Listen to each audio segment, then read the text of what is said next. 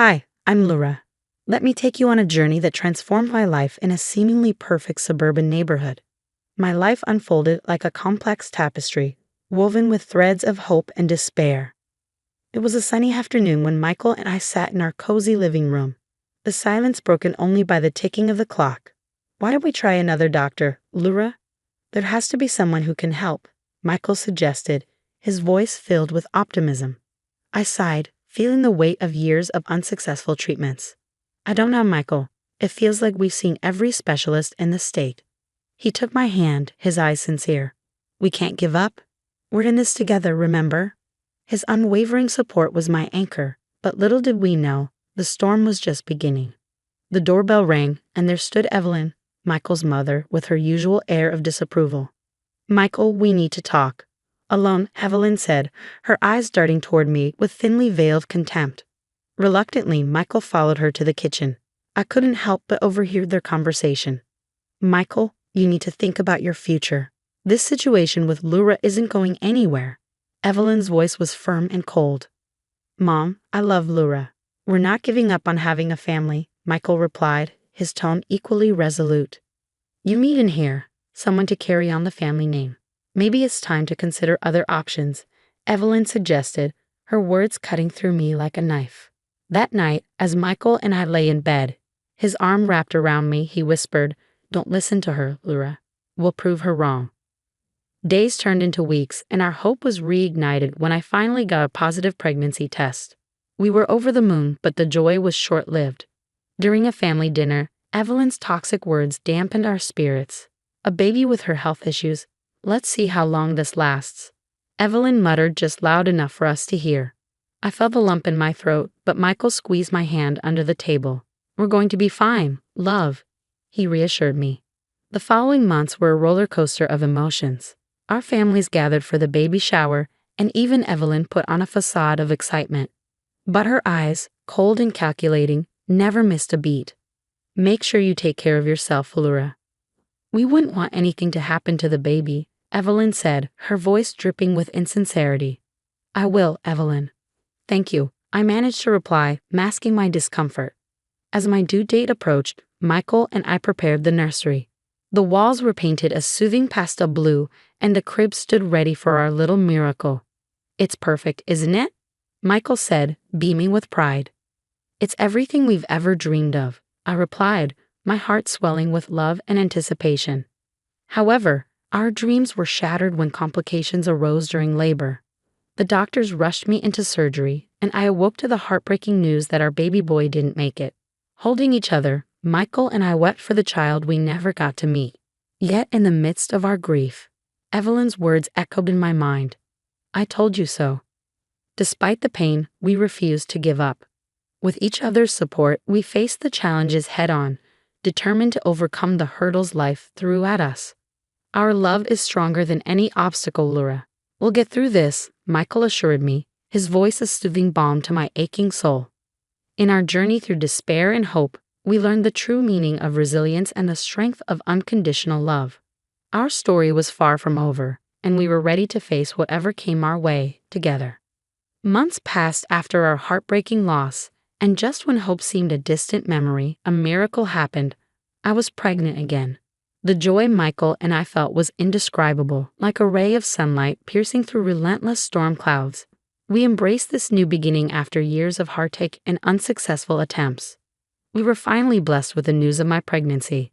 The joy and anticipation that filled our home were palpable. Can you believe it, Laura?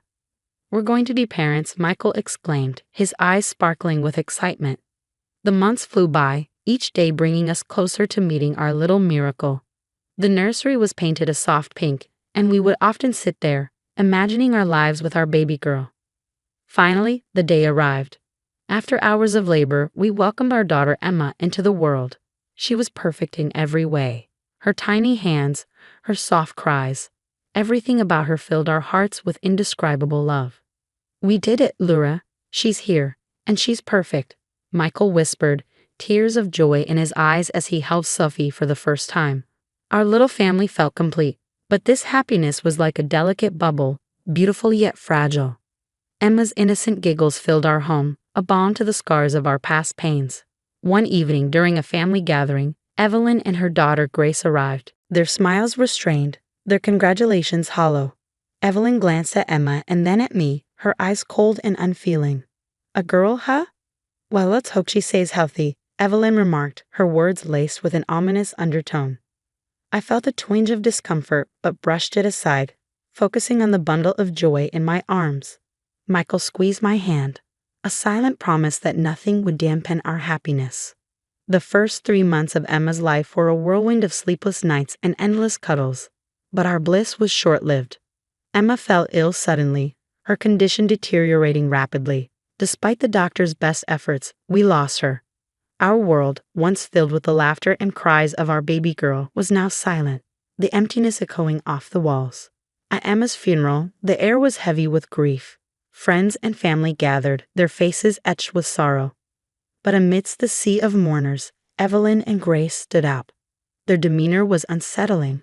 No tears, no signs of grief, as if they were untouched by the tragedy. As I stood by Emma's tiny coffin, heartbroken, I caught a glimpse of Evelyn and Grace whispering to each other, a smirk playing on their lips. Their blatant disrespect in such a sacred moment was a shock to my already fragile state. Can you believe it? Another one gone. Maybe it's a sign, huh?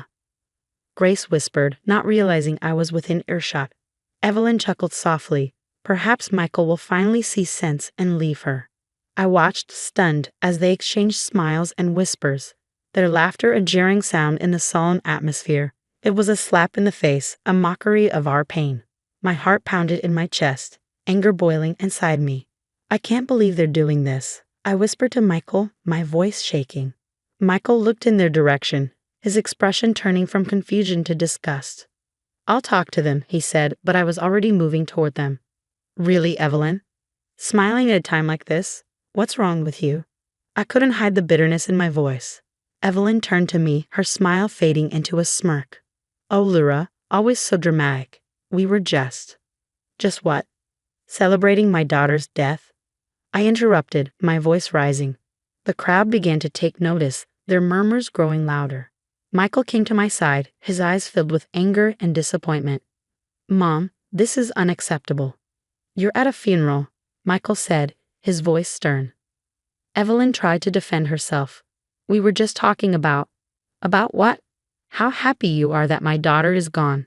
I was nearly screaming now, my grief turning into rage. Grace stepped in, her voice dripping with fake concern. Laura, you're overreacting. We're just as sad as everyone else.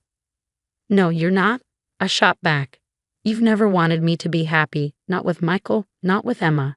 You've always wanted me gone. The confrontation drew the attention of everyone present.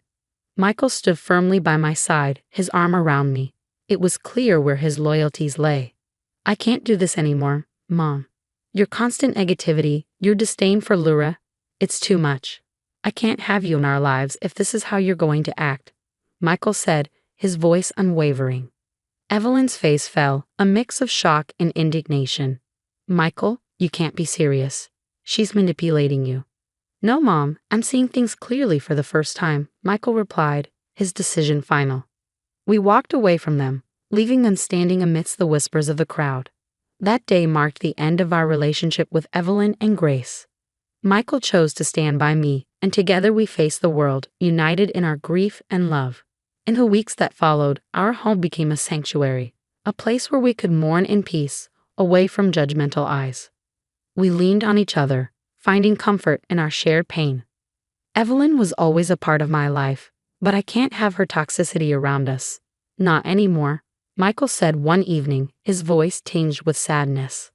I know it's hard, but I'm so grateful you're standing by me, I replied, my heart swelling with love for the man who would become my rock. As time passed, the acute pain of loss gave way to a dull ache, a constant reminder of what we had lost. We learned to live with it, to build our lives around the gaping hole left by Emma's absence. We'll get through this, Laura, together, Michael would often say, his words a beacon of hope in our darkest moments. Our journey was far from over, but we faced it hand in hand, our love a testament to our resilience. The betrayal of family was a deep wound, but in each other, we found the strength to heal and move forward. Years passed, weaving their way through our lives, bringing healing and new joys. Michael and I were blessed with 4 beautiful children, each a testament to our enduring love and the strength we found in each other. Our home, once shrouded in sorrow, now echoed with laughter and the pitter-patter of little feet. As our children grew, so did their curiosity. They often asked about their grandmother, Evelyn, but the wounds she inflicted ran deep. Her absence in their lives was a conscious choice, a decision made to protect them, to shield them from the toxicity that once threatened our happiness. Then, one day, out of the blue, we received a call. Evelyn was gravely ill, her time drawing to a close. She wanted to see us, to meet the grandchildren she had never known. The news stirred a whirlwind of emotions within me. "Why now, Michael, after all these years?" I asked, my voice a mix of confusion and bitterness. "I don't know, Laura, but she's still my mother.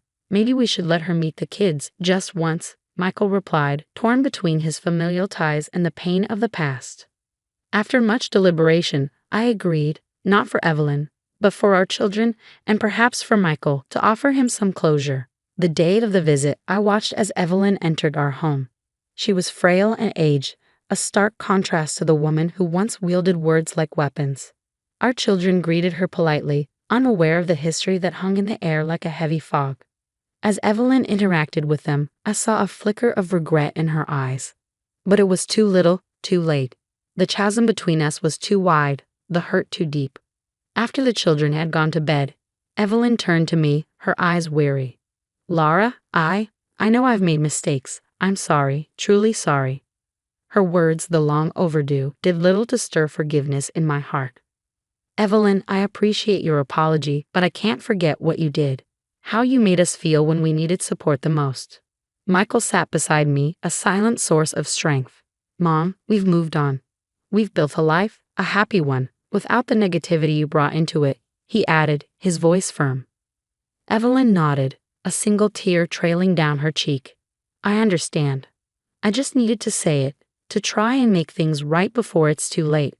As she left our home that night, I felt a sense of closure. The chapter of our lives tainted by her bitterness was finally coming to an end. I had moved on, we had moved on, and in the faces of our children, I saw the future, bright and unburdened by the past. "We did the right thing, letting her see the kids," Michael said. "Yes, we did. For them, and maybe a little for us too," I replied, feeling a weight lift from my shoulders. Our story, marked by trials and tribulations, was also one of triumph and love.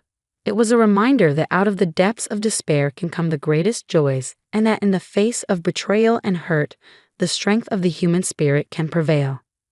Laura's journey through heartache and triumph has come to an end, but it leaves us with a thought-provoking question. If you were in Laura's place, would you have allowed Evelyn, the person who caused so much pain, to meet your children in her final days? Is compassion more important than past grievances, especially when someone is seeking forgiveness at the end of their life? Share your thoughts and experiences in the comments.